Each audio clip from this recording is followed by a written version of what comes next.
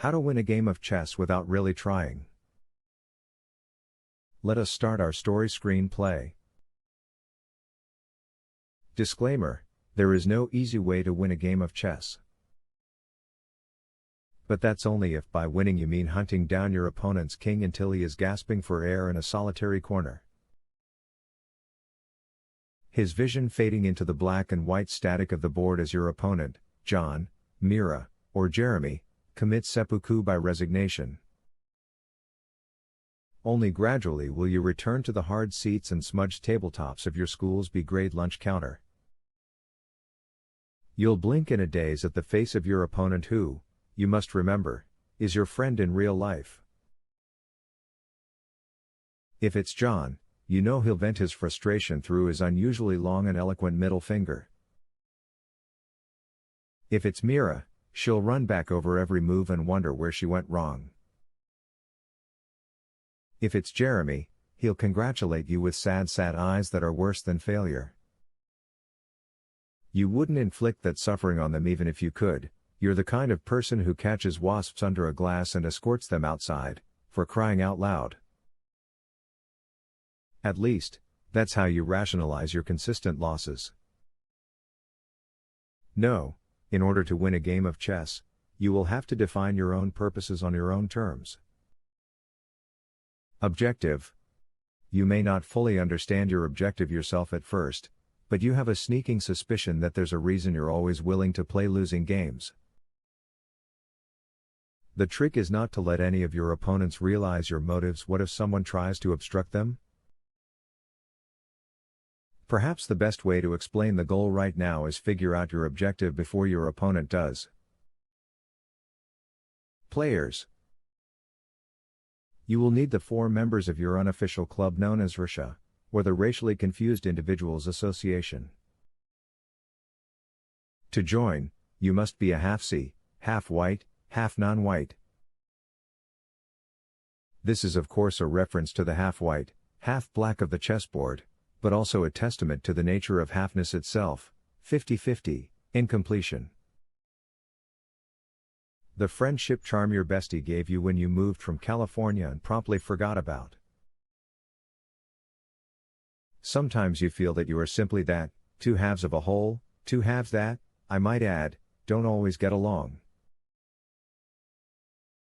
You, half Mexican who joined a chess club in 2nd grade and haven't improved since then.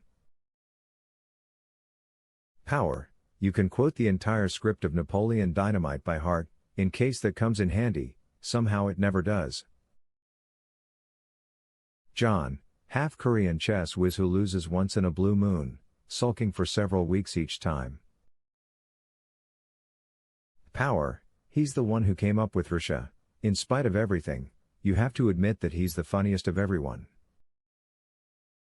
Mira, half Indian, specifically Keralite.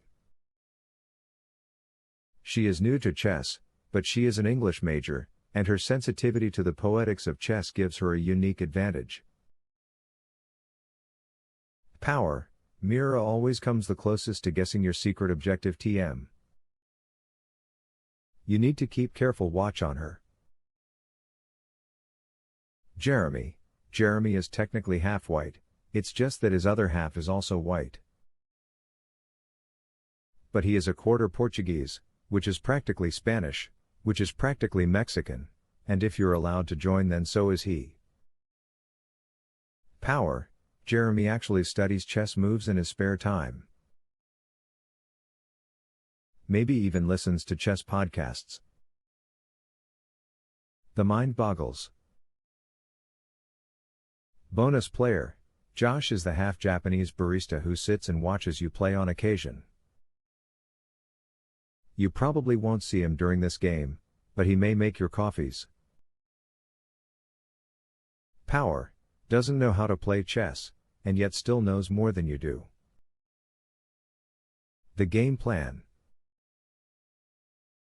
The proper way to set up chess between friends is 2v2, then have winners play each other. You'll play John first, you know that he knows that you won't make it to the next round, but he will graciously refrain from saying so. First, he will offer to let you play white so you can have the first move. You must say, why do whites always get to go first? It used to be a joke, but now it's a formal ritual. If you skip this step, you might as well give yourself up for lost before you begin. Next, agonize over which of the pieces you're supposed to start with. You should really know by now which openings are best. But you can never remember whether it's the center right pawn or the center left pawn, and whether it should move 1 or 2 spaces.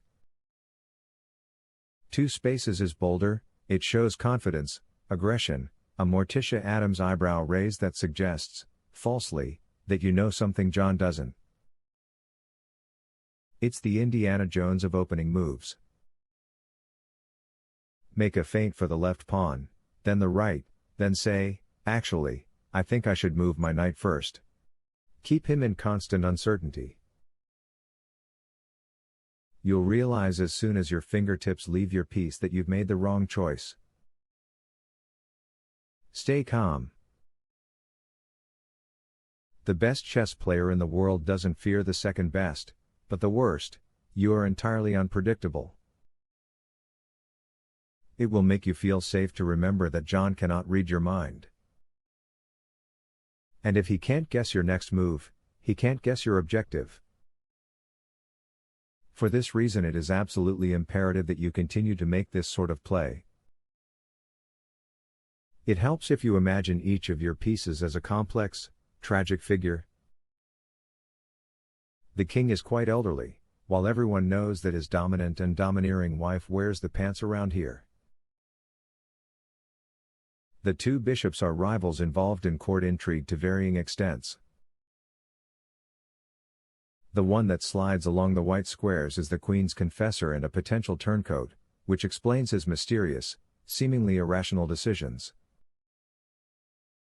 Your black square's bishop is loyal, but self-interestedly so.